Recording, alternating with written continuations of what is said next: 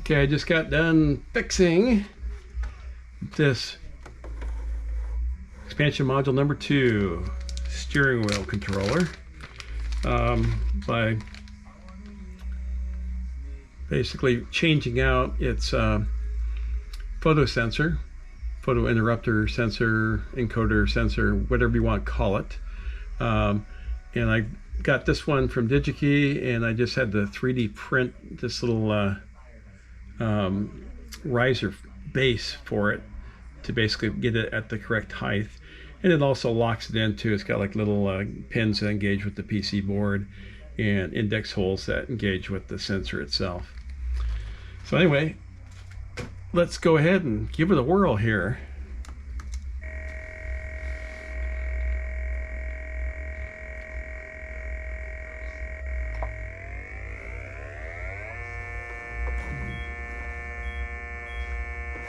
Whoops, well, I'm not too good at this yet.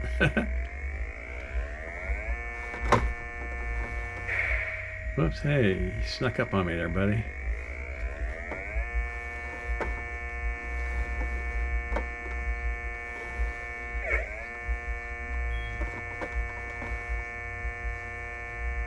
Yeah, works pretty good. Travels about right. Or at least I would imagine it's about right. Because when I bought this thing, it never worked when I first, well actually it sort of kind of worked, but it had some problems, like the batteries had corroded and leaked onto the PCB, and I had cleaned that off, and in the process of cleaning it off I kind of unfortunately destroyed the sensor with cleaning agent, which was acetone, which I should not have been using that, but I didn't have any IPA at the time. Ooh. Oh, wheel slick, huh? First time I've been, actually well, not the first time I played this game, but the first time I played this game with a steering wheel controller that's actually working. Oops. And I'm not too good.